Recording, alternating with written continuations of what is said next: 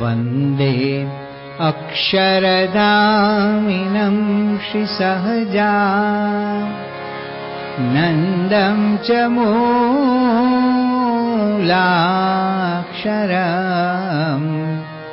अक्षराधीश तुल्यतां च प्रगतम् श्रीप्रागजिं भावत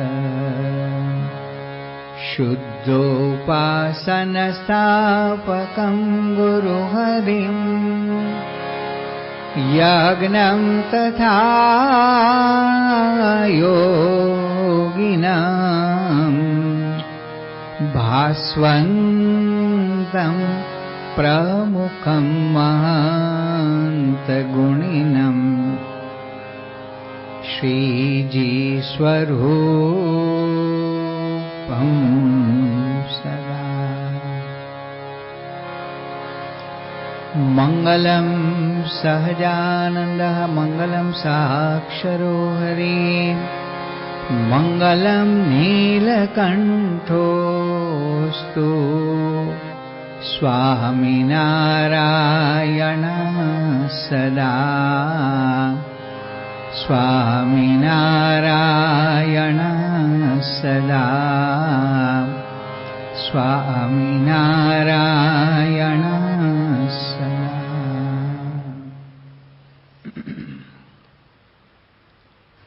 આજે પાંચમા દિવસે પાંચમી કથામાં પણ આપણે સખી સમજણમાં ઘણું સુખ છે, મોટું માતમ રે જાણજે મનમાં કે સમજણમાં ઘણું સુખ છે. આ વિષયની કથા આપણે આગળ સાંભળીશું. આ વિષયનો ઊંડાણથી આપણે ચિંતન કરી રહ્યા છીએ. એમાં ગઈકાલે છેલ્લે વચનામૃત લોયા પ્રકરણના 10ના શબ્દો આપણે સાંભળ્યા હતા. એને ફરી યાદ કરી લઈએ, કારણ કે એ વચનામૃતનું જે શીર્ષક છે એ નિર્વિકારી રહ્યાનું, પણ ભગતજી મહારાજ પોતે કહેતા કે આ અલમસ્ત જ્ઞાનનું વચનામૃત છે. કેવું જ્ઞાન? એ જ્ઞાન સિદ્ધ કરીએ તો અલમસ્તાઈ આવી જાય જીવનમાં. અખંડ કેફ, બળ, આનંદ, મસ્ત થઈ જવાય, અખંડ સુખિયા થઈ જવાય. એવી સમજણ શ્રીજી મહારાજે આપી છે. એની વિશેષ વાત અત્યારે નથી કરતા, પણ ગઈકાલે જે આપણે છેલ્લે શબ્દો જોયા હતા એ આપણે ફરી યાદ કરી લઈએ અનુસંધાન માટે.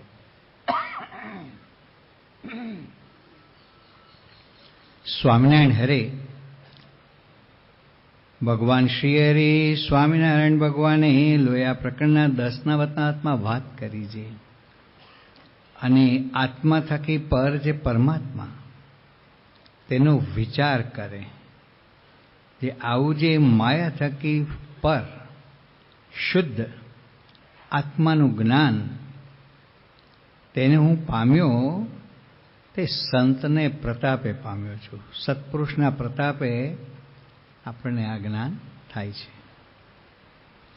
અને તે સંત પરમેશ્વરના ભક્ત છે.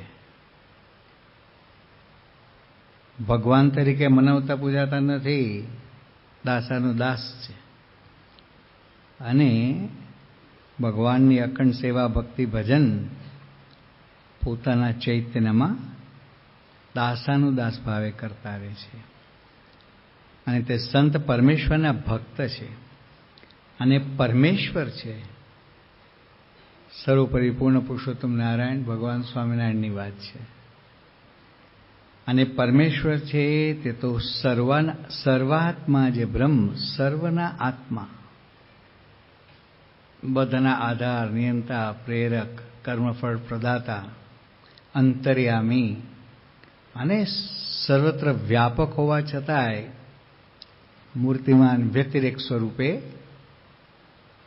અક્ષરધામમાં બિરાજે છે. અને અનંત કોટી બ્રહ્માંડોમાં જ્યાં એમને જેવી રીતે દર્શન આપવાની ઈચ્છા થાય ભક્તોની પ્રાર્થનાઓ પ્રમાણે, એ પ્રમાણે પોતાનું જે અક્ષરધામ સહિત પોતે પ્રગટ થાય છે, સર્વના આત્મા. અને પરમેશ્વર છે તે તો સર્વાત્મા, એવા જે બ્રહ્મ તેના પણ આત્મા છે, અને અક્ષરના પણ આત્મા છે, અને અનંત કોટી જે મુક્ત તેના પણ આત્મા છે. એવા જે પરબ્રહ્મ પરમાત્મા નારાયણ, આપણે આ રીતે વિચારવાનું છે. એ વિચાર શ્રીજી મહારાજ આપે છે. આ મહિમાએ સહિત સત્પુરુષનોમાં આવ્યો કે સંતના પ્રતાપે હું આ જ્ઞાન પામ્યો છું.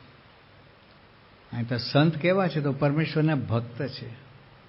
અને પરમેશ્વર છે તે તો સર્વાત્મા, એવા જે બ્રહ્મ તેના પણ આત્મા છે, અને અક્ષરના પણ આત્મા છે, અને અનંત કોટી જે મુક્ત તેના પણ આત્મા છે. હવે આપણી વાત આવે, એવા જે પરબ્રહ્મ પરમાત્મા નારાયણ, તેનો હું બ્રહ્મ રૂપ એવો દાસ છું. ઓર્ડિનરી નથી આપણે. શું? બ્રહ્મરૂપ એવો દાસ છું. રાષ્ટ્રપતિ ભવનમાં કેટલો મોટો સ્ટાફ હોય? હોય કે નહીં? રસોયા હોય, માળીઓ હોય, રાષ્ટ્રપતિની ચાકરી કરનારા હોય, પાણી પાનારા હોય, બીજું ત્રીજું પીરસવાવાળા હોય, હા, લિફ્ટમેન હોય, બધા કેટલા બધા પ્રકારના સેંકડોની સંખ્યામાં સ્ટાફ હોય છે. બધો મોટો, એટલું મોટું રાષ્ટ્રપતિ ભવન છે, બરાબર. પણ બધાને રાષ્ટ્રપતિની બરોબર સિક્યોરિટી મળી જાય કે નહીં? ઓટોમેટિક મળે કે નહીં? બોલો. બીજી બધી વ્યવસ્થાઓ કેટલી અદભુત હોય. અને એને મનમાં કેવો કેફ રહે કે અમે ઓર્ડિનરી નથી. રાષ્ટ્રપતિનો ડ્રાઈવર હોય તો હું રાષ્ટ્રપતિનો ડ્રાઈવર છું. વડાપ્રધાનની ગાડીનો ડ્રાઈવર હોય તો હું વડાપ્રધાનનો ડ્રાઈવર છું.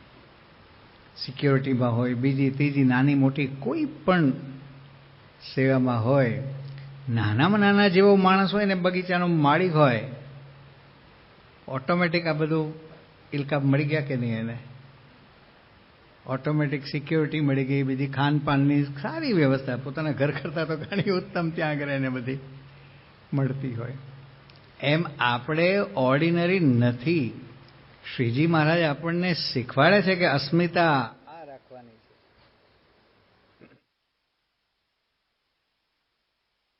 બંધ થઈ ગયું. એવા જે પરબ્રહ્મ પરમાત્મા નારાયણ, તેનો હું બ્રહ્મરૂપ એવો દાસ છું. ઓર્ડિનરી દાસ નથી. કેવો? એ માનવાનું છે. બ્રહ્મકોટીમાં આવી ગયા આપણે.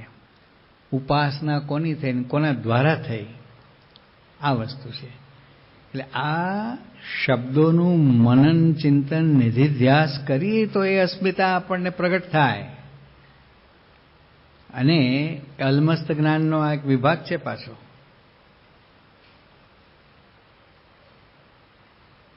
અને તે ભગવાનનો મહિમા તો એમ સમજે છે, દ્યુપત એવ તે યયુ ન અંતમ અનંતતયા ત્વમપી. આ શ્રીમદ ભાગવતના વેદ સ્તુતિના ગદ્યનો એક અંશ છે, જે વતનાવતમાં પણ સ્વામિનારાયણ ભગવાને નિરૂપેલો છે. આજ વતનાવતમાં પોતે કે જ છે. એનો ભાવાર્થ એવો છે કે દેવતાઓ બધા ભગવાનને કહે છે, દ્યુપતિ એટલે દ્યુ એટલે અંતરિક્ષ, એમાં રહેવાવાળા, કે હે ભગવાન, અમે તમારા મહિમાના પારને પામતા નથી, પણ વિશેષ શું કહે, તમે પણ તમારા મહિમાને પાર પામતા નથી. ત્વમ આપી, શાથી કે અનંતતયા આપનો મહિમા, આપનું સ્વરૂપ, આપનું ઐશ્વર્ય, આપનું તેજ, પ્રતાપ, યોગ કળાઓ અનંત અનંત અનંત અનંત અનંત અનંત છે. તમે પણ એનો પાર પામતા નથી. એટલું બધું તમારું મોટું ઐશ્વર્ય છે. આવું શ્રીમદ ભાગવતમાં જે વેદસ્તુતિના ગદ્યમાં જે ભાગ આવે છે એ શ્રીજી મહારાજ કહે છે. હવે શ્રીજી મહારાજે ગઢડા એટલે પંચાળા પ્રકરણના ચોથા વતનામાં પણ એક મોટપની વાત બહુ જ વિસ્તારથી કરી છે. અત્યારે આપણી પાસે એટલો સમય પણ નથી. પણ શ્રીજી મહારાજ મુનિ બાવા જે મહાવિદ્વાન એના પ્રશ્નના ઉત્તરમાં કહે છે કે આવી રીતે પણ ભગવાનનો મહિમા વિચારવો આપણે. એ પ્રશ્નનો ઉત્તર અમે કરીએ છીએ જે વેદ, પુરાણ, મહાભારત, સ્મૃતિઓ ઇત્યાદિ જે શાસ્ત્ર તેને વિશે ભગવાનનું સનાતન, અનાદિ, દિવ્ય એવું જે મૂળ રૂપ પોતાના અક્ષરધામમાં રહ્યું છે તે કયું છે. જે ભગવાન કેવા છે તો આ ચક્ષુ ઇન્દ્રિય કરીને દીઠામાં આવે છે જે યત્કિંચિત રૂપ. ગમે એટલું આ દુનિયાનું રૂપ જોયું એને પણ યત્કિંચિત જ છે. તે જેવું તેમનું રૂપ નથી. આ લોકના રૂપના કટકા હોય ને બધા એ માયામય છે. રાગ, દ્વેષ, ઈર્ષા, છળ, કપટ લગા પ્રપંચના ભરેલા છે. કોઈ બ્રહ્મરૂપ નથી. અને રોગિષ્ઠ હોય. જેટલું રૂપ વધારે એટલા રોગ વધારે જ હોય છે. રોગિષ્ઠ હોય છે. અંદરનો એક્સરે તપાસો, અંદરનું બધું ઊંડાણ ત્યારે ખબર પડે. એટલે એમાં ક્યાંય મોહાઈ જવા જેવું નથી. એ વાત શ્રીજી મહારાજ કહેવા માગે છે કે આ લૌકિક રૂપ એવું ભગવાનનું રૂપ નથી. અતિ અલૌકિક અને અતિ રમણીય છે. બીજા વતનાથમાં કહ્યું કે કોટી કામદેવ ની શોભા, રૂપાળામાં રૂપાળો દેવતાઓમાં કામદેવ છે, મદન, જે બધાને મોહ પમાડે છે, મોહની જાળમાં નાખે છે. એવા કરોડો કામદેવના રૂપને પણ ઝાંખ ઉપાડી દે એવું પુરુષોત્તમ નારાયણ ભગવાનનું દિવ્ય રૂપ છે. આ ચક્ષુ ઇન્દ્રિય કરીને દીઠામાં આવે છે જે યત્કિંચિત રૂપ તે જેવું તેમનું રૂપ નથી. અને શ્રવણ કહીને સાંભળવામાં આવે છે એ જે કંઈ શબ્દ માત્ર તે જેવો એ ભગવાનનો શબ્દ નથી. અને ત્વચા કહીને સ્પર્શમાં આવે છે એ જે સ્પર્શ તે જેવો એનો સ્પર્શ નથી. અને નાસિકા કહીને સૂંઘ્યામાં આવે છે જે સુગંધ તે જેવો એનો સુગંધ નથી. અને જીવાએ કહીને વર્ણન કરવામાં આવે એવા પણ એ ભગવાન નથી. અને મનના સંકલ્પમાં આવે એવા નથી, તથા ચિત્તના ચિંતવનમાં આવે એવા નથી, તથા બુદ્ધિના નિશ્ચયમાં આવે એવા નથી, તથા અહંકારે કહીને અહમપણું ધરાય એવા નથી. જે હું એ ભગવાનનો હું છું ને ભગવાન મારા છે. એવી રીતે ઇન્દ્રિયો અંતઃકરણને અગોચર એટલે અપ્રત્યક્ષ એ ભગવાન રહ્યા છે. અને એ ભગવાનનું જેવું રૂપ છે તેવું આ બ્રહ્માંડમાં બ્રહ્માદિક સ્તંભ પર્યંત કોઈનું રૂપ નથી. જેની એને ઉપમા દઈએ તથા એનો જેવો શબ્દ છે તેવો આ બ્રહ્માંડમાં કોઈનો શબ્દ નથી. જેની એને ઉપમા દઈએ અને ભગવાનનો જેવો સુગંધ છે તેવો આ બ્રહ્માંડમાં કોઈનો સુગંધ નથી. જેની એને ઉપમા દઈએ તથા એ ભગવાનનો જેવો સ્પર્શ છે તેવો આ બ્રહ્માંડમાં કોઈનો સ્પર્શ નથી. જેની એને ઉપમા દઈએ તથા એ ભગવાનમાં જેવો રસ છે તેવો આ બ્રહ્માંડમાં કોઈનો રસ નથી. જેની એને ઉપમા દઈએ અને ભગવાનનું ધામ જેવું ધામ છે તેવું સ્થાનક આ બ્રહ્માંડમાં કોઈ નથી. અનંતકોટી બ્રહ્માંડમાં તો નજર પહોંચે એવી છે જ નહીં, બુદ્ધિ પહોંચે એમ નથી. એટલે મારા શબ્દો વાપરે છે કે આ બ્રહ્માંડમાં જેની એને ઉપમા દઈએ તે સપ્તદ્વીપ ને નવખંડમાં જે સ્થાનક છે તથા મેરુ ઉપર ગણિક શોભાયુક્ત બ્રહ્માદિકના સ્થાનક છે તથા લોકાલોક અચળને વિશે ઘણા સ્થાનક છે તથા ઇન્દ્ર, વરુણ, કુબેર, શિવ, બ્રહ્મા એના જે સ્થાનક છે તથા બીજા પણ ઘણા સ્થાનક છે. એ સર્વેમાં આવેલું એવું એકેય સ્થાનક નથી જે જેની ભગવાનના ધામને ઉપમા થાય. અને એ ભગવાનના ધામને વિશે રહ્યા જે ભગવાનના ભક્ત તેને જેવું સુખ છે તેવું આ બ્રહ્માંડમાં કોઈ સુખ નથી, સુખ છે જ નહીં જેની એને ઉપમા દઈએ. અને એ ભગવાનનો જેવો આકાર છે તેવો આ બ્રહ્માંડમાં કોઈનો આકાર નથી જે જેની એને ઉપમા દઈએ. કેમ જે આ બ્રહ્માંડમાં જેટલા પ્રકૃતિ પુરુષ થકી ઉત્પન્ન થયા જે આકાર તે સર્વે માયિક છે અને ભગવાન છે તે દિવ્ય છે ને અમાયિક છે. માટે બેને વિશે અતિશય વિલક્ષણપણું છે તે સારું એને સાદૃશ્યપણું કેમ થાય? આ ભગવાનના મહિમાની અને મોટપની અપરંપાર વાત મહારાજ કરે છે. વતનાથ ઘણું વિસ્તૃત છે એટલે આગળ આ વતનાવતમાં આપણે વધુ પ્રવેશ કરતા નથી, પણ ટૂંકમાં મહારાજે જે કહ્યું કે બધી પ્રકારે ભગવાનનું સુખ અનન્ય છે, તમામ પ્રકારે કોઈ સુખ સાથે સરખાવી શકાય એવું છે નહીં. એટલે નિષ્કુળાનંદ સ્વામીએ કહ્યું કે એ સુખથી જે સુખિયા થયા રહ્યા, દુઃખ તેથી દૂર રહ્યા, દુઃખ તેથી દૂર. નિષ્કુળાનંદ નિર્ભય થઈ રહ્યા, હરિને હજુર રહ્યા, હરિને હજુર. સુખી કર્યા રે જન જગમાં, પ્રભુ પ્રગટિયા વાર, પ્રભુ પ્રગટિયા વાર. નિવાસી કર્યા રે બ્રહ્મ મોલના, અગણિત નર નાર, અગણિત નર નાર. સુખી કર્યા રે જન જગતમાં. એ સુખથી જે સુખ્યા કર્યા રહ્યા, દુઃખ તેથી દૂર. દુઃખ માત્ર પછી ઉભા જ ન રહે એવું પુરુષોત્તમ નારાયણની મૂર્તિનું સુખ છે. વડતાલના 9મા સ્વામિનારાયણ ભગવાન કહે છે કે એ મૂર્તિમાં ક્ષણ માત્ર સ્થિતિ થઈ હોય. કેટલી? ક્ષણ માત્ર. તો ભક્તને એવો અનુભવ થાય કે ઓહો, 1000 વર્ષથી હું આ સુખ ભોગવી રહ્યો છું. આવું અનુપમ છે જેની ઉપમા ન આપી શકાય એવું સુખ છે. અને વિષયનું સુખ મહારાજ કે કેવું છે?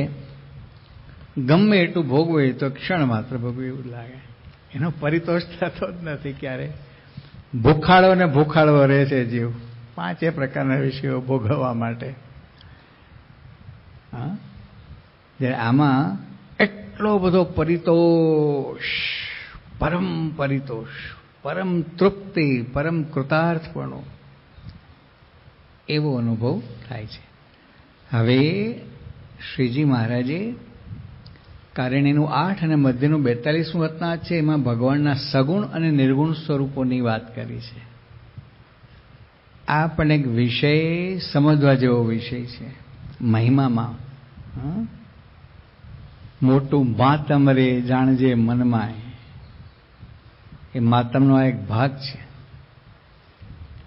શાસ્ત્રમાં વર્ણન આવે છે સગુણ અને નિર્ગુણ 2 પ્રકારનું ભગવાનનું સ્વરૂપ હોય છે.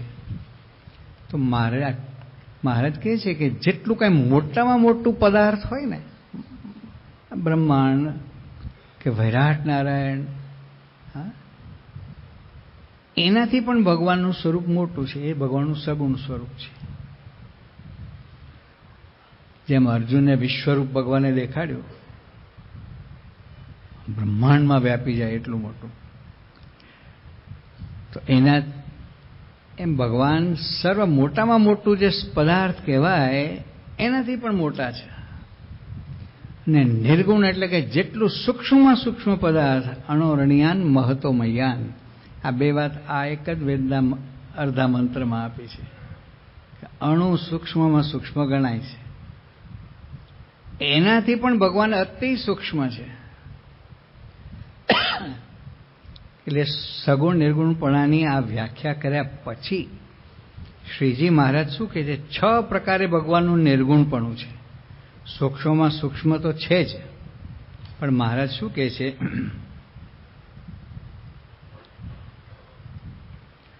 તો પણ અક્ષર પર્યંત કોઈ પણ પુરુષોત્તમ ભગવાન જેવા સમર્થ થવાને સમર્થ નથી થતા.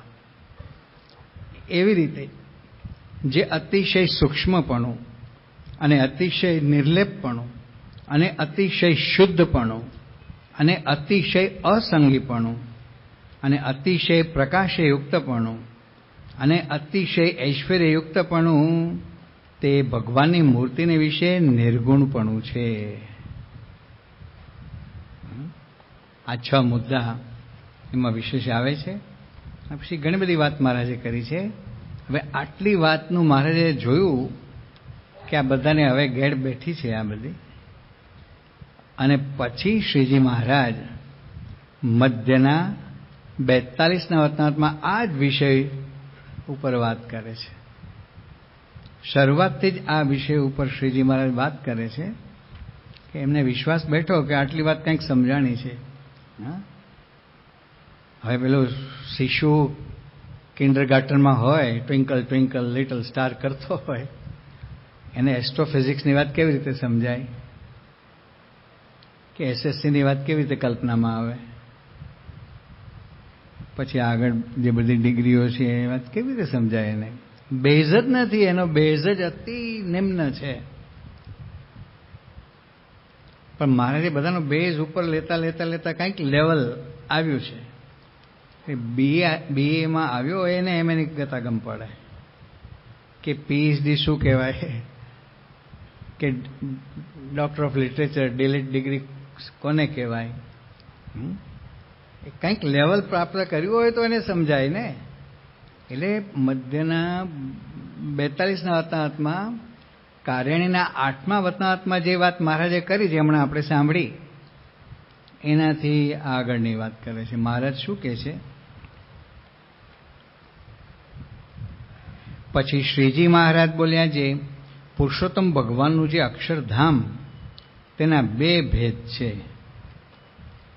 એક સગુણપણું અને બીજું નિર્ગુણપણું. અને પુરુષોત્તમ નારાયણ છે તેને તો સગુણ પણ ન કહેવાય ને નિર્ગુણ પણ ન કહેવાય. આગળ કયા? કારણ 8માં બાકી એ ભેદ તો અક્ષરને વિશે છે. અને પુરુષોત્તમ નારાયણને તો સગુણ પણ ન કહેવાય અને નિર્ગુણ પણ ન કહેવાય. અને મારે કે એ ભેદ તો અક્ષરનું જે સ્વરૂપ છે, બ્રહ્મનું સ્વરૂપ છે, એ ઐશ્વર્ય એનું છે. અમે તો એનાથી પરના પર છીએ. અને કારણીના 8માં મહારાજે કહ્યું કે ભગવાનનું મૂળ સ્વરૂપ કેવું છે? તો શ્રીજી મહારાજ કે પ્રગટ પ્રમાણ મનુષ્યાકારે જે દેખાય છે, કે આ લોકમાં જેમને શ્રીજી મહારાજ આ કથા વાર્તા કરે છે, સામે બેઠેલા ધર્મ ભક્તિના પુત્ર, એ જ ભગવાનનું સદાય મૂળ સ્વરૂપ છે. એ કારણેના 8માં મહારાજે આ એક સ્પષ્ટીકરણ પણ સાથે સાથે કરેલું છે. અને અહીંયા 42માં શું કહે છે? મધ્ય 42માં, અને સગુણ નિર્ગુણ ભેદ તો અક્ષરને વિશે છે. તે અક્ષર નિર્ગુણપણે તો અણુ થકી પણ અતિ સૂક્ષ્મ સ્વરૂપે છે. 6 પ્રકાર જે આગળ બતાવ્યા, અતિશય સૂક્ષ્મપણું, અતિશય અસંગીપણું, અતિશય નિર્લેપપણું વગેરે 6 ભેદ, જે 6 વિશેષણો મહારાજે આપ્યા, એ અક્ષરને લાગુ પડે છે. પુરુષોત્તમ નારાયણ તો પરના પર છે, પરાપાર છે. અને સગુણ સ્વરૂપે તો જેટલું મોટું પદાર્થ કહેવાય તેથી પણ અતિશય મોટું છે. તે અક્ષરના એક એક રોમને વિશે અણુની પેઠે અનંત કોટી બ્રહ્માંડ રહ્યા છે. આપણને સંશય થાય કે અક્ષરના એક રૂવાડામાં અનંત બ્રહ્માંડ એટમની જેમ ઉડે તો બ્રહ્માંડ નાના થઈ જાય છે? એવું નથી. શું કહે છે મહારાજ? તે કંઈ બ્રહ્માંડ અક્ષરને વિશે નાના થઈ જતા નથી. એ તો અષ્ટ આવરણે સહવર્તમાન હોય. એક એક બ્રહ્માંડનું અષ્ટ આવરણ, પૃથ્વી, જળ, તેજ, વાયુ, આકાશ, અહંકાર, મહત્તત્વ, પ્રધાન, પ્રકૃતિ, આ 8 આવરણ એને યુક્ત હોય આ બધા બ્રહ્માંડો. એ કંઈ સૂક્ષ્મતાને પામી જતા નથી. જે વેળા છે વેળા હોય છે. પણ અક્ષરનું સગુણ સ્વરૂપ જે છે એ આ બધા કરતાં પણ અનંત ઘણું મોટું છે. નજરે આવે એવું નથી. અને એક એક રોમને વિશે અણુની પેઠે અનંત કોટી બ્રહ્માંડ રહ્યા છે. તે કાંઈ બ્રહ્માંડ અક્ષરને વિશે નાના થઈ જતા નથી. એ તો અષ્ટાવરણે સહવર્તમાન હોય, પણ અક્ષરની અતિશય મોટપ છે. તે આગળ બ્રહ્માંડ અતિશય નાના દેખાય છે. આ વિષયને આટલો જ આપણે અહીંયા સ્પર્શી અને રહેવા દઈએ છીએ. આગળ ઘણી બધી વાતો શ્રીજી મહારાજ કહે છે, પણ બુદ્ધિમાં બેસવી જરા અઘરી હોય અને તો ટાઈમ પણ આપણી પાસે નથી કથામાં. હવે આગળની વાત સમજીએ કે પુરુષોત્તમ નારાયણનો તો આવો અપરંપાર મહિમા છે, પણ સત્પુરુષનો મહિમા મહારાજે કેટલો બધો કહ્યો છે.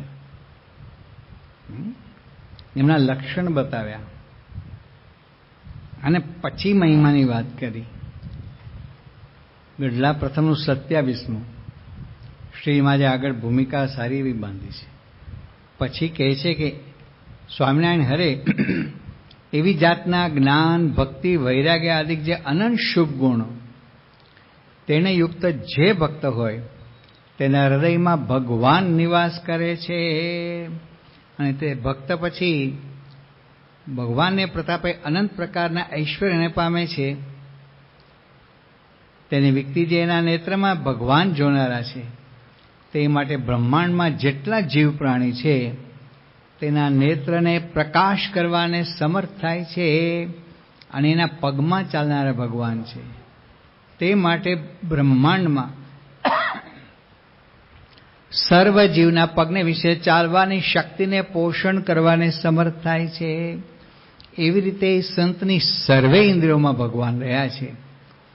તે માટે એ સંત તો બ્રહ્માંડમાં સર્વ જીવના ઇન્દ્રિયોને પ્રકાશ કરવાને સમર્થ થાય છે. આપણી ઇન્દ્રિયો કાર્યક્ષમ છે. કોણ કરે છે? શ્રીજી મહારાજ કે હું નથી કરતો, આ ગુણાતીત સત્પુરુષ કરે છે. મહાન સ્વામી મહારાજ કરે છે. આ સમજવાનું છે. તે માટે સંતો બ્રહ્માંડમાં સર્વ જીવના આધારરૂપ છે. તે તુચ્છ જીવનું અપમાન સહે એ એમની અતિશય મોટપ છે. આ વાત શ્રીજી મહારાજે પ્રથમના 27માં કરી. 37માં મહારાજ શું કહે છે? 11 પ્રકારની મોટપ શ્રીજી મહારાજ કહે છે, જેને ઇલકાબ કહેવામાં આવેલા છે.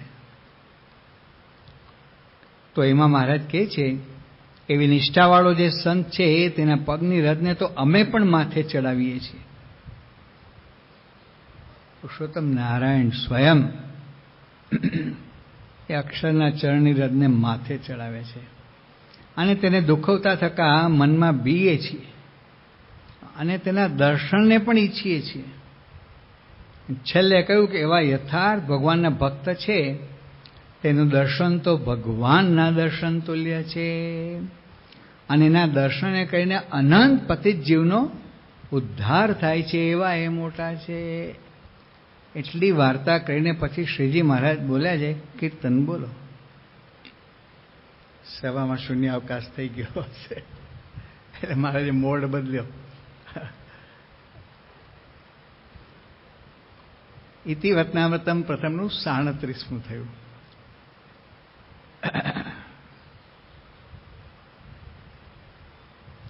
પ્રથમના 54ના વતનામૃતમાં મુક્તાન સ્વામીના પ્રશ્નના ઉત્તરમાં મહારાજે કહ્યું કે સ્વધર્મ, જ્ઞાન, વૈરાગ્ય અને મહાત્મ્ય જ્ઞાન તેને સહિત જે ભક્તિ તેને યુક્ત એવા જે ભગવાનના એકાંતિક સાધુ તેના પ્રસંગ થકી ભાગવત ધર્મનું પોષણ થાય છે.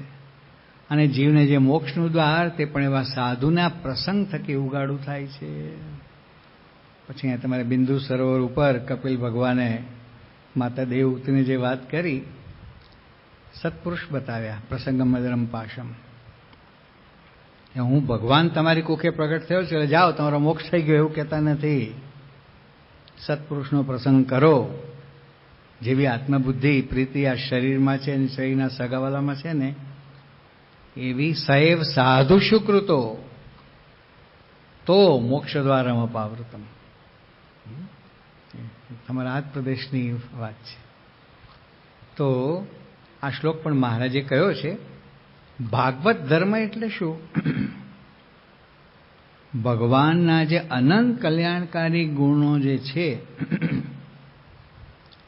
એ આપણે જે ઉપાસકો ભક્તો જીવકોટીના છીએ એમાં એ બધા પ્રગટ થાય. તો વ્યક્તિગત રીતે અને સામૂહિક રીતે, વ્યષ્ટિ અને સમષ્ટિ જે કોઈ ઉપાસકો છે એ બધાના ભાગવત ધર્મોનું પોષણ આ ગુણાતીત સત્પુરુષ દ્વારા થાય. વર્તમાન કાળે પ્રગટ ગુરુહરિ મહંત સ્વામી મહારાજ દ્વારા થાય છે. અને આવા સત્પુરુષનો પ્રસંગ એ જ મોક્ષનું દ્વાર આખું ખોલી આપે છે. નહીં તો પછી નિષ્કુળાનંદ સ્વામી લખ્યું એમ કે જો દ્રોહમાં પડી ગયો, ભાવ ગુણમાં પડી ગયો તો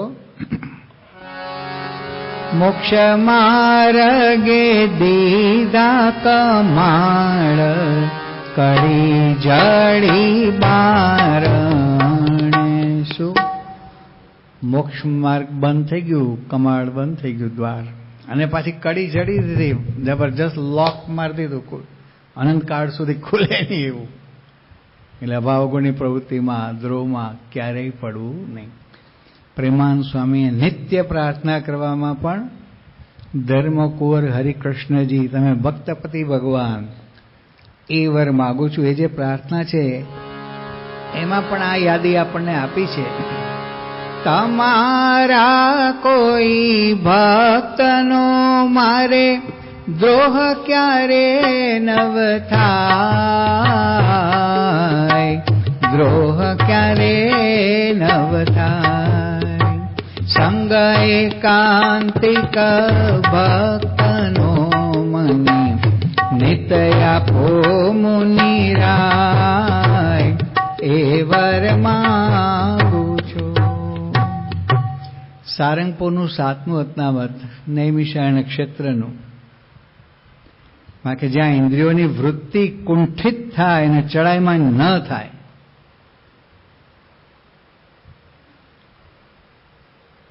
એવું જે સંતના સમાગમ રૂપી નૈમિષારણ્ય ક્ષેત્ર, ત્યાં કલ્યાણને ઈચ્છવું. બીજે કંઈ ભરાવું નહીં ભેખડોમાં ઇધર ઉધર. બ્રહ્માનંદ સ્વામી અદભુત બધી સ્પષ્ટીકરણ આપ્યું જ છે. શું કહે છે? અંગ ભસ્મ ઘસે શિર જૂટ જટા, ગળે માલ તિલક તન ચટાપટા.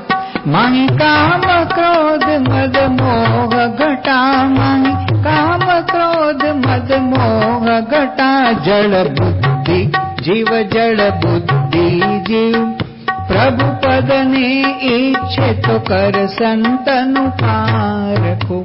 રંગ પીતપણે, રંગ પીતપણે, સોનું ને પિત્તળ નવ હોય એક સરખું. આ પ્રગટ મોહન સ્વામી મહારાજ 100 ટકનું સોનું છે, તો બીજા મહાત્માએ ભગવા પહેરેલા હોય. લો, ગુણોનો છાંટો ના હોય. મોટા પુરુષના જે ગુણો છે ને, ગુણાતીતના ગુણો, પુરુષોત્તમ નારાયણના ગુણો બધા છાંટો ન હોય તોય મહાત્મા થઈને પૂજાતા હોય, લોકો માનનારા હોય. આ બધું આ સમજવું બધું વ્યક્તિ. એ વાત બ્રહ્માનંદ સ્વામીએ જે કરી. હવે શ્રીજી મહારાજ કારિણીના 8ના વતનાત્મા કહે છે. જો એની પહેલા વાત કહી દઉં, હમણાં જે કરી એના અનુસંધાનમાં. ગુણાતીતાનંદ સ્વામીએ કહ્યું છે કે જેને જોવાથી આપણી વૃત્તિ ચડાઈમાં ન થાય, કેટલા શાંત થાય. બેઠક ઉઠક પણ એવા પાસે રાખવી, સમાગમ પણ એવા પાસે કરવો. હા, તો જ્યાં ત્યાં ભરાઈ જાય તો શું થાય? ગુણાતીતાન સ્વામીના વખતમાં જુનાગઢ મંદિરમાં જ એક સાધુ હતા અને એના એક શિષ્ય હતા, પટ શિષ્ય. અને ગુરુએ વરદાન આપેલું કે જા, તને અંતકાળે તેડવા માટે આવીશ. એટલે સમય થયો એ પ્રમાણે ગુરુનો દેહ તો પડી ગયો. પણ પછી અમુક વર્ષો પછી આ એનો જે ચેલો હતો ને, હરિભક્ત જ હતો, તિલક ચાંદલા વાળો, સ્વામિનારાયણનો ભગત જ હતો, નિત્ય પૂજા, મંદિર, કથા વાર્તા બધું કરતો, પણ જોડાયો હતો ક્યાં? હવે એનો અંતકાળ આવ્યો ને ગુરુએ દર્શન આપ્યા. ઓહો, ગુરુએ પોતાનું બિરુદ સાચ્યું, હવે મને અક્ષરધામમાં લઈ જશે.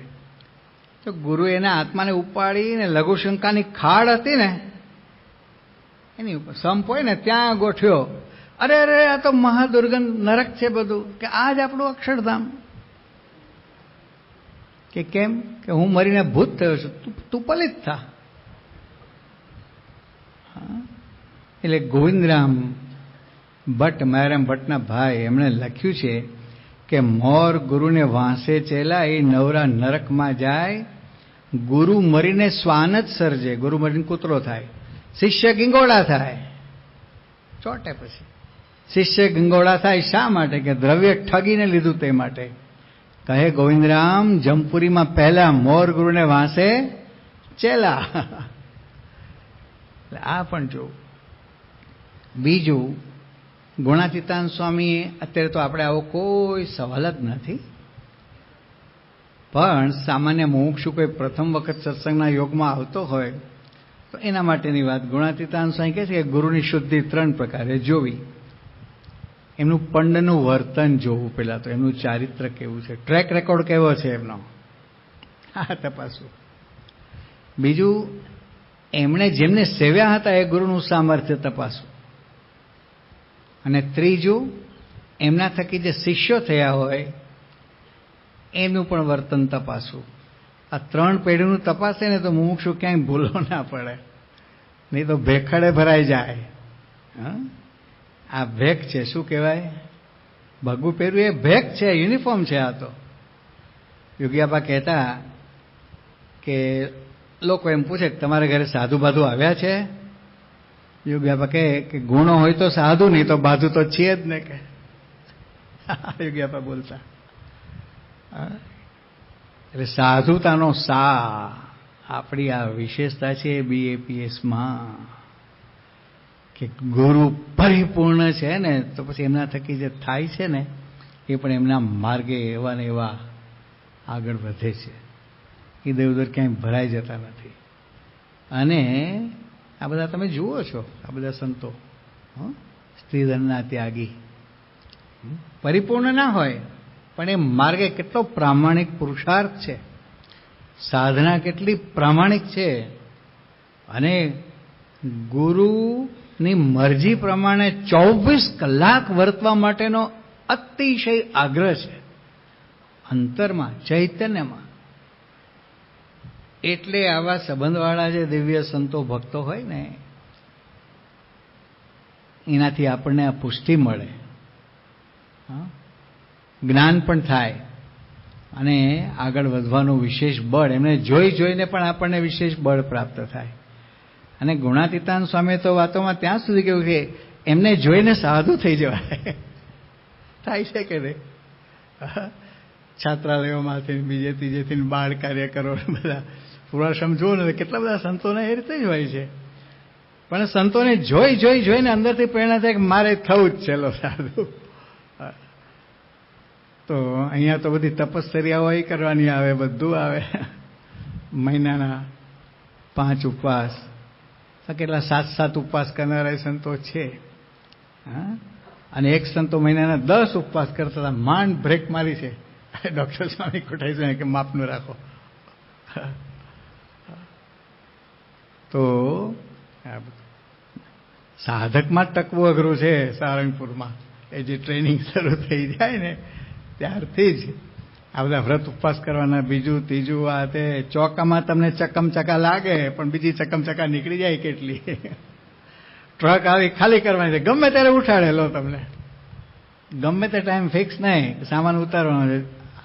ફલાણા વર્ગ, પ્રાગજી વર્ગ ને શું કે ફલાણા વર્ગના પાર્ષદો બધા કે સાધકો બધા આપણે આ સેવામાં જોડાવાનું છે. ઘણીવાર બધા સંતોએ જોડાવાનું હોય એવું પણ હોય. અને એક સંપ 13 વર્ષથી ખાલી નહોતો થયો, મળમૂત્રનો સંપ, મોટું બોગદું બેઝમેન્ટ, જબરું, હાઇટ વાળું જબરું. હવે પેલા જે પ્રોફેશનલ હોય ને આવું કામ કરનારા, એ લોકોને પૂછ્યું તો એ લોકોએ કોઈ કોન્ટ્રાક્ટ લેવા તૈયાર ના થાય. પછી સંત સભામાં જાહેરાત થઈ, મહંત સાહેબ મહારાજ નૈનપુર હતા એ વખતે, આ કોરોના કાળ દરમિયાનની વાત છે, કે સ્વેચ્છાએ જેને આ સેવામાં જોડાવવું હોય એ જોડાઈ શકે છે. અરે પરદેશથી આવેલા સંતો, યુવકો સહિત મોટા મોટા ડિગ્રીધારી પૂર્વાશ્રમના જુઓ ને તમે, બધા નાના મોટા જોડાઈ ગયા. અઠવાડિયું કે એવું કંઈક કામ ચાલ્યું હતું ને, અઠવાડિયું 10 દિવસ સતત, અને રાત્રે કામ કરવાનું ઓફ ટાઈમે, કે જ્યારે કાંઈ મળમૂત્ર કોઈને જવાનું ના થયું એવા ટાઈમે. અને ખોલે ને, અને બીજી બાજુ ખોલીને પછી મોટો ફેન રાખે, એટલે એમાંથી એક્ઝોસ્ટ શુદ્ધ હવા અંદર મળતી જાય ને બીજેથી નીકળતી જાય. અને અંદર એની વિડીયો છે બધી. મહંત સ્વામી મહારાજે આ વિડીયો જોઈને, પૂજ્ય ઈશ્વરચરણ સ્વામીએ જોઈ, ઈશ્વર સ્વામી તો એકદમ ઘા ખાઈ ગયા ખરેખર. અને મહંત સ્વામી મહારાજ નૈનપુરમાં બોલ્યા, એની પણ વિડીયો છે, કે તમે જે બધા આ સેવા કરો છો ને આ કરી છે, તમે ખરેખર તમારી ડિગ્રીઓ સામું કંઈ જોયું જ નથી, બીજું કશું જ દેહાભિમાન કે કશું કોઈને આડું આવ્યું જ નથી. નહીં તો ઇનિશિયલી આ દુર્ગંધ કેટલી બધી મારે. અને ત્યાંથી આખું એનું બોગદું જે છે ને પેલી વાડીમાં જાય છે, ત્યાં ઘાસ બધું ગૌશાળા માટે તૈયાર થતું હોય ને, એ પાણી ને મળમૂત્ર જે કાંઈ બધું ગંદવાડો બધો ત્યાં જાય. 13 વર્ષથી સાફ નહોતું થયું, તો એમાંથી બધું જે પેલું કાઢવાનું, રેતી બીજું ત્રીજું બધું ઘણું બધું રેતીના સ્વરૂપે નીકળે અમુક વસ્તુઓ. એક અઠવાડિયા સુધી સેવા કરી ત્યારે મહિમા સમજાય આ બધા સંતોનો, કોઈ ઓર્ડિનરી નથી. આમના સંબંધે બધા જ દિવ્ય છે. એટલે ભૂલમાં ક્યારેય અભાવ અવગુણની પ્રવૃત્તિમાં પડવું નહીં. ને એવું થઈ ગયું હોય તો પ્રામાણિકપણે માફી માગવી, નિષ્કપટ થઈ જવું, અને ઠાકોરજી આગળ પણ દંડવત કરીને ગદગદ ભાવે આ રીતે સ્તુતિ કરવી અને પ્રાયશ્ચિત એનું કરવું. હવે આવી ઘણી બધી મહિમાની વાતો મહારાજે વતનાવતમાં સત્પુરુષના મહિમાની કરી છે. વડતાલના 5મા મહારાજે કહ્યું કે ભગવાનની પેઠે સેવા કરવા યોગ્ય એવા, અંત્યનું 26, ભગવાનની પેઠે સેવા કરવા યોગ્ય એવા જે સંત તે કેવા હોય એ લક્ષણો બતાવ્યા. વડતાલના 5મા કહ્યું કે જેમ ભગવાનની માનસી પૂજા કરે તેમ ઉત્તમ લક્ષણવાળા જે સંત એમની પણ ભગવાનની પ્રસાદીએ કરીને સરખી સેવા જે કરે તે 2 જન્મે, 5 જન્મે, 10 જન્મે કે 100 જન્મે ઉત્તમ ભક્ત જેવો થનારો હોય એ આને આ જન્મે કહીને ઉત્તમ ભક્ત થઈ જાય છે. એટલે માનસી પૂજાનો કોઈ નિષેધ છે જ નહીં શ્રીજી મહારાજને. અને શિક્ષાપત્રીના 115ના શ્લોકમાં મહારાજે કહ્યું છે કે મનુષ્ય અને દેવાદિક જે જીવ એનું ધ્યાન ન કરવું. તો મનુષ્ય નથી, જીવ ખોટી નથી, ઈશ્વર ખોટી નથી, અને આ અનાદિ બ્રહ્મ સ્વરૂપ છે. મનુસ્મૃતિમાં કોણ કોનાથી શ્રેષ્ઠ છે એની સ્પષ્ટતા મનુ ભગવાને કરેલી છે. ભૂતાનામ પ્રાણીના શ્રેષ્ઠા, પ્રાણીનામ બુદ્ધિજીવિના, બુદ્ધિમત્સુ નરા શ્રેષ્ઠા, નરેશુ બ્રાહ્મણા સ્મૃતા, બ્રાહ્મણેશુ ચ વિદ્વાંસઃ, વિદ્વત્સુ કૃતબુદ્ધયઃ, કૃતબુદ્ધિષુ કર્તારઃ, કર્તૃષુ બ્રહ્મવેદિનઃ. શું અર્થ થાય?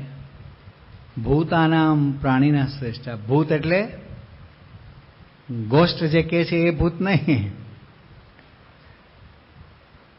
જળ અને ચેતન 2 પ્રકારની સૃષ્ટિ છે ને, મુખ્ય વિભાગ જળ અજળ અથવા જળ અને ચેતન. એ આ 5 મહાભૂતો સહિત બધું ભૂતમાં કહેવાય. એમાં કોણ શ્રેષ્ઠ છે? તો કે એમાં જે ચૈતન્ય શરીરધારી જે આત્માઓ છે ને, જે પ્રાણ લે છે. ભૂતાનામ પ્રાણીન શ્રેષ્ઠ. પ્રાણ અસ્ય અસ્તિ ઇતિ પ્રાણી. આ પૃથ્વીમાં કિલોમીટરો સુધી ખોદીને માટીના સેમ્પલો કાઢે ને, માઇક્રોબ્સ નીકળે છે, જીવન સૃષ્ટિ નીકળે છે. નામ શેષ માત્ર ઓક્સિજન હોય, એના આધારે જીવે છે. એવું એન્ટાર્કટિકામાં આ લોકોએ ડ્રિલિંગ કર્યું 7-8 કિલોમીટર. એમાંથી સજીવ સૃષ્ટિ નીકળી. માઇક્રોસ્કોપમાં બધું તપાસ કરે ને, લેબોરેટરી બધી સ્ટીમરોમાં જ હોય. આજે બધું સંશોધન કરતા હોય ને, એમાંથી માઇક્રોબ્સ નીકળ્યા છે. તો કે જે જળ પદાર્થો છે, આ લાકડું જળ કહેવાય, આમાં કોઈ ચેતન તત્વ નથી, લોખંડ જળ છે. તો ભૂતાનામ પ્રાણીના શ્રેષ્ઠ. જે પ્રાણધારી છે એ શ્રેષ્ઠ છે. પ્રાણીઓમાં કોણ શ્રેષ્ઠ છે? વાયરસથી માંડીને હાથી સુધીના કેટલા બધા પ્રાણીઓ છે. પ્રાણીના બુદ્ધિજીવીના, જે બુદ્ધિજીવી છે એ શ્રેષ્ઠ છે. તો કીડી એ બુદ્ધિજીવી છે, ડોલ્ફિન એ બુદ્ધિજીવી છે, કૂતરા એ બુદ્ધિજીવી હોય છે, અને માણસ એ બુદ્ધિજીવી છે. એમાં બધા એનું તારતમ્ય છે. તો બુદ્ધિમાનોમાં કોણ શ્રેષ્ઠ છે? બુદ્ધિમત્સુ નરા શ્રેષ્ઠ. બુદ્ધિમાનોમાં મનુષ્યો શ્રેષ્ઠ છે. મનુષ્યો તો અનંત પ્રકારના છે બધા. તો એમાં કોણ શ્રેષ્ઠ? ભૂતાનામ પ્રાણીના શ્રેષ્ઠ. પ્રાણીનામ બુદ્ધિજીવીના. બુદ્ધિમત્સુ નરા શ્રેષ્ઠ. નરેશુ બ્રાહ્મણા સ્મૃતા. મનુષ્યમાં બ્રાહ્મણ શ્રેષ્ઠ છે. એટલે જન્મગત બ્રાહ્મણત્વ નથી. હોઈ શકે જન્મગત, પણ જેનામાં બ્રાહ્મણ ધર્મ વ્યવસ્થિત પાલન છે એનું. સત્યદયા, અહિંસા, બ્રહ્મચર્ય અને વિદ્યા વ્યાસંગ, વેદાદિક સત્શાસ્ત્રોનું અધ્યયન અને અધ્યાપન, અને સંતોષી આત્મા હોય. ભિક્ષાવૃત્તિમાં કે જે રીતે એને નિર્વાહમાં જે પ્રાપ્ત થાય એનાથી સંતોષ રાખતા હોય, અને ભગવાનનું ભજન કરતા હોય. પાછા ઓર્ડિનરી બ્રાહ્મણોની વાત નથી, ખાલી જનોયધારી બ્રાહ્મણોની વાત નથી. ભાગવતમાં ભવિષ્યની આગાહી કરેલી છે કે સંન્યાસીઓ છે ને ફક્ત આ કપડાં પૂરતા રહેશે, બાકી એકે નિયમ નહીં હોય. આપણે BAPS એમાં આપવા જ છે. બ્રાહ્મણો કે જનોય પૂરતા રહેશે, આચારમાં બ્રાહ્મણત્વ નહીં હોય. અને કળિયુગના મનુષ્યો મંદાતિ મંદમતયા, જે વક્તા હશે ને એને સંત માનશે. કથા પ્રવચનો બહુ કરતા હોય, બસ આ મહા મોટા સંત, સંત ફલાણા બાપુ. અંદર છાંટો ના હોય સાધુતાનો, સદગુણોનો. વેર ઝેર, ઈર્ષા, છળ, કપટ, દગા, પ્રપંચથી ભરેલું હોય અંદરનું તંત્ર. બ્રહ્માંડ સાંઈ કહ્યું ને, માહી કામ, ક્રોધ, મદ, લોભ, કટા. ભાગવત બધું જ કહે છે. આ ભવિષ્ય કથન કરેલું છે, વિષ્ણુ પુરાણમાં છે. એટલે આ બધું સમજવાનું. પુરુષો હશે, મહિલાઓને જે મોટા વાળ રાખશે, જોવો છો કે નહીં આવા નંગો બધા જાત જાતના, આમ કઈ ચોટલી બાંધીને આમ પાછું કર્યું, પાછો જાત જાતના બધા નખરા ચાલે છે. એ બધું ભવિષ્ય કથન ભાગવતમાં થયેલું છે. આ બધું ગાયો હશે ને પછી બકરી જેવી થઈ જશે ધીમે ધીમે ધીમે. અત્યારે નાની ગાયો એ નસલ છે, અને ધીમે ધીમે ઘડતું એ માણસ હોય ઠીંગણા થતા જશે. આ કળિયુગનો પ્રભાવ જેમ જેમ વધશે ને આ બધું, એટલે આ બધું જ વર્ણન. અત્યારે તો હજી સંત સ્વામી કહેતા કળિયુગ ઘોડિયામાં છે, ઝૂલે છે. અષ્ટાવિંશથી તમે કલિયુગે, તમને જે કર્મકાંડમાં સંકલ્પ કરાવે છે ને, 28મો કળિયુગ છે, પણ તો એ ઘોડિયામાં છે. એ તો કેટલા બધા કળિયુગો આવવાના છે આગળ. તો શું પરિસ્થિતિ થશે આના ઉપર આપણે કલ્પના કરીએ ત્યારે વાત થાય. એટલે બુદ્ધિમત્સુ નરા શ્રેષ્ઠ. નરેશુ બ્રાહ્મણા સ્મૃતા. બ્રાહ્મણોમાં કોણ શ્રેષ્ઠ? જે વ્યવસ્થિત આચારવાન હોય. બ્રાહ્મણે શું છે? વિદ્વાંસ, જેને શાસ્ત્રનું જ્ઞાન છે. એ શાસ્ત્રને ત્રીજું લોચન કહેવામાં આવેલું છે. સર્વસલોચનમ શાસ્ત્રમ યસ્ય નાસ્તિ અંધેવ સ. આવું શાસ્ત્રમાં કહ્યું. શાસ્ત્રરૂપી લોચન જેને પ્રાપ્ત કર્યું નથી એ આંધળો જ છે. છતી આંખે, બે આંખ ભલે ન હોય, આંધળો જ છે. એટલે બ્રાહ્મણે શું છે? વિદ્વાંસ. વિદ્વત્સુ કૃતબુદ્ધય. વિદ્વાનોમાં પણ જે કૃતબુદ્ધિ એટલે શું કે સત્શાસ્ત્રોના અભ્યાસ દ્વારા જેણે નિશ્ચય કર્યો છે કે આ શાસ્ત્રમાં મારા માટેના મોક્ષના શ્લોકો આ છે, મુદ્દો આ છે, એવું જેને સમજાણું હોય એ કૃતબુદ્ધિ કહેવાય. દીનનાથ ભટ્ટને આખું ભાગવત કંઠસ્થ જેવું હતું. બીજા અનેક ગ્રંથોના અતિ તલસ્પર્શી અભ્યાસી હતા. પંચરાત્રના કેટલા બધા ગ્રંથોના પ્રમાણ એના ભાષ્યોમાં લખેલા છે. સામાન્ય નહોતા. સર મોર્ને વિલિયમ્સે પ્રમાણ આપેલું છે કે આખા ગુજરાતમાં દીનનાથ ભટ્ટ જેવો કોઈ વિદ્વાન નથી. પણ મહારાજે પૂછ્યું કે ભટ્ટજી તમારા મોક્ષનો શ્લોક કયો? તો મહારાજે હિન્ટ આપી કે ત્રીજો સ્કંદ. પછી અધ્યાય નંબર આપ્યો તોય પકડાયો નહીં. લો, અને પછી મહારાજે બતાવ્યો આ શ્લોક, પ્રસંગમ મદરમ પાશમ, એ શ્લોક જે કપિલ ભગવાને દેવતી માતાને કહ્યો બિંદુ સરોવર ઉપર, આ મોક્ષનો શ્લોક છે તમારો. એટલે કૃતબુદ્ધિ હોય, જાણતા હોય, ખબર હોય કે અહીંયા આ વાત છે, અહીંયા આ વાત છે, આમ છે, એ બધું જાણકારી હોય એને. But where is the knowledge? We lost in information. આપણે ઇન્ફોર્મેશન, માહિતીને જ જ્ઞાન સમજીએ છીએ. માહિતી એ જ્ઞાન નથી. Information leads to formation. એટલે માહિતી જરૂરી છે એ અર્થમાં, પણ માહિતી એ જ જ્ઞાન નથી. એટલે અહીંયા કહ્યું કે કૃતબુદ્ધિ શું? કરતા રહા. નિશ્ચય કર્યો પણ એ પછી અમલમાં મૂકે કે સત્પુરુષ બતાવ્યા છે તો સત્પુરુષનું સેવન એવી રીતે કરે, જોડાઈ જાય, કરતા રહા. અને કર્તૃ શું? એવાય અનેક કદાચ હોય.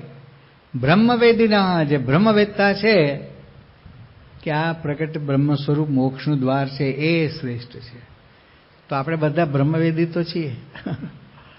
હવે બ્રહ્મવેદતા કરતા બ્રહ્મ સ્વરૂપની કેટેગરી આખી જુદી છે. એ તત્વ જ જુદું છે, અનાદિનું તત્વ છે.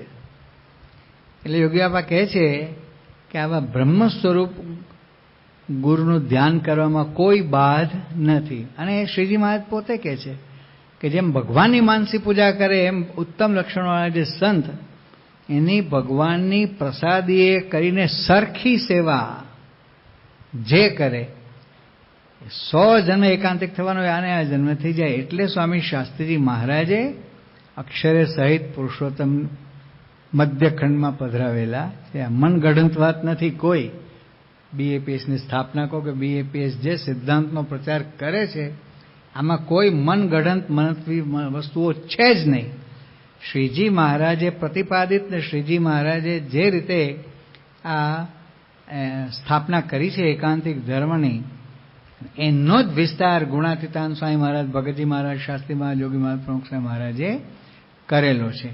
એટલે આ વસ્તુ આપણે સમજવાની છે. હવે એક કડી આપણે આગળ વધીએ. હવે સખી અલબેલાજીને આશરી, સખી અલબેલા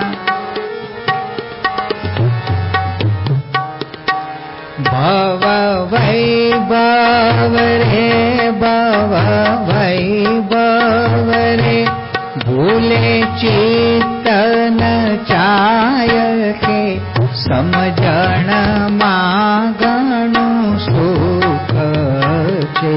સખી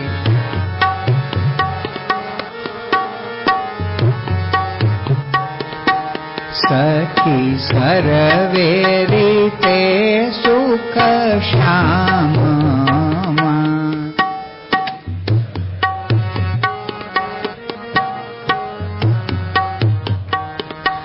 જાણ્યું છે રે, જાણ્યું છે રે, જે કોઈ જને જરૂર કે સમજણમાં ઘણું સુખ છે.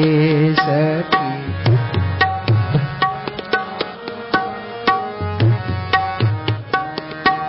શું કે છે નિષ્કાંત સ્વામી કે સખી અલબેલાજીને આશરી. અલબેલા પુરુષોત્તમ નારાયણ સ્વામિનારાયણ ભગવાન, હવે એનો આશરો કર્યો છે, તો પછી હવે આ સંસારના જગતના દુનિયાવી આ સુખોની કોઈ ઈચ્છા રાખવાની જરૂર નથી. એ તને શોભતું નથી, એ આપકો શોભા નહીં દેતા હૈ, એમ કે છે કે ભૂલમાં પણ ભવ વૈભવ એટલે કે સંસારના વૈભવ ઈચ્છવો ના જોઈએ. આ બીજી સમજણ આપે છે શ્રીજી મહારાજ. વડતાલ પ્રકરણનું જે 19મું વતનામત છે એમાં કહે છે કે જ્યારે જ્યારે આ જીવને ભરતખંડ વિશે મનુષ્યદેહ આવે છે ત્યારે ભગવાન અને ભગવાનના સાધુ પૃથ્વી ઉપર જરૂર વિચરતા હોય. એમની જ્યારે આ જીવને ઓળખાણ થાય છે ત્યારે એ જીવ ભગવાનનો ભક્ત થાય છે. યોગી બાબા કહેતા કે ઓળખાણ મોટી ખાણ છે, અને એ ઓળખાણ આપણને થઈ ગઈ છે. મોટો ખજાનો હાથમાં આવી ગયો છે. આ સત્પુરુષ મળ્યા છે મહંત સ્વામી મહારાજ રૂપે, મોટો ખજાનો આપણા હાથમાં આવી ગયો છે. હવે શ્રીજી મહારાજ આગળ શું કહે છે? તેની જો એ જીવની ઓળખાણ થાય તો એ જીવ ભગવાનનો ભક્ત થાય છે. પછી એ ભગવાનનો ભક્ત થયો, આપણે થયા કે નહીં? મહારાજના શબ્દ પ્રમાણે થયા.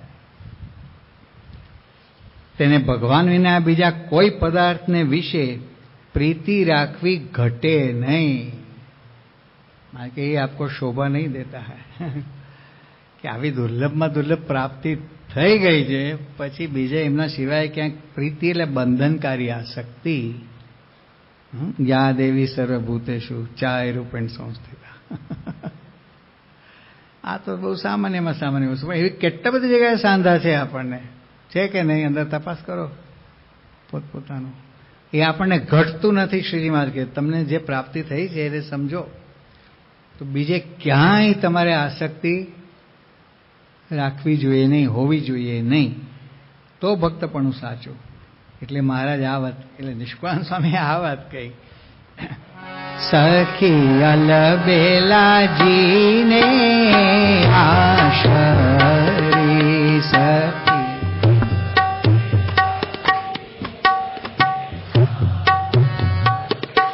ભવ વૈભવ રે, ભવ વૈભવ રે, ભૂલે ચિત્તન ચાય કે સમજણ માં ઘણું સુખ છે સખી.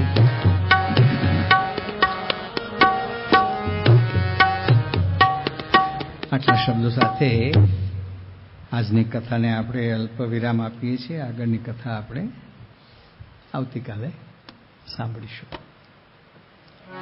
શ્રી સ્વામિનારાયણ ભગવાનની જય.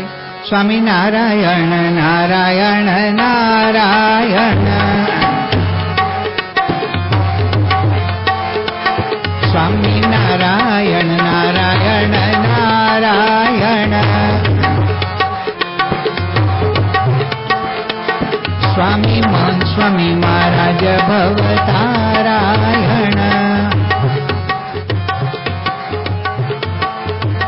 સ્વામી મન સ્વામી મહારાજ ભવતારાયણ,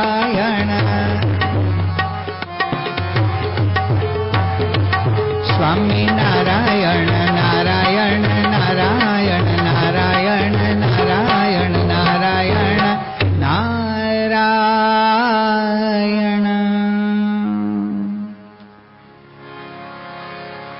ગુણાતીતં ગુરું પ્રાપ્ય બ્રહ્મરૂપં નિજાત્મનઃ વિભાવ્ય દાસભાવેન સ્વામિનારાયણં ભજે વિભાવ્ય દાસભાવેન સ્વામિનારાયણં ભજે. શ્રીહરિં સાક્ષરં સર્વદેવેશ્વરં ભક્તિધર્માત્મજં દિવ્યરૂપં પરમ શાંતિદં મુક્તિદં कामदं कारणं स्वामिनारायणं नीलकण्ठं भजे श्रीहरिम्।